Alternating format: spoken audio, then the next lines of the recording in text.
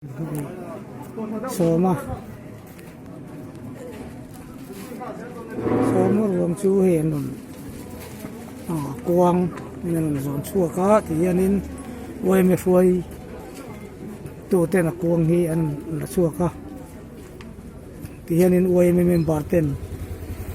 còn đun xin nên công sĩ là thằng mua thêm nghe nên anh thả liềm đâu này thì anh buồn đun để na anh thả liềm hi vang khóc mày ạ tối na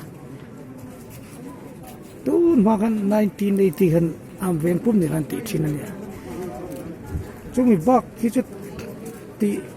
vak ki ni lem lo hei tu ka choi moi na hi chu awang khopang chu bang chuanin ro pui takin ti hianin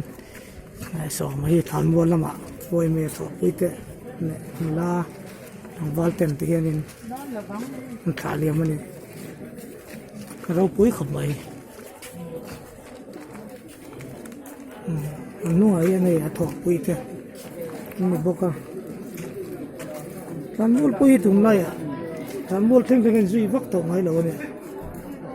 cái tỷ lệ cho nên thì thằng mua làm ở bộ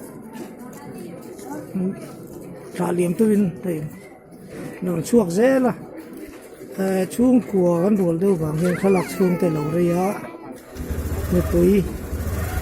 với nia số mà thả đâu nhưng mà mình cúi tu tới bỏ nhưng mà rất đơn hồ truyền tổ nuôi thì ra thì anh đó mà thì hiện thản mua là mà anh là cầm tung thế thản mua thế là gì tung thế anh này giờ mình khóc mày rồi cúi tắc rất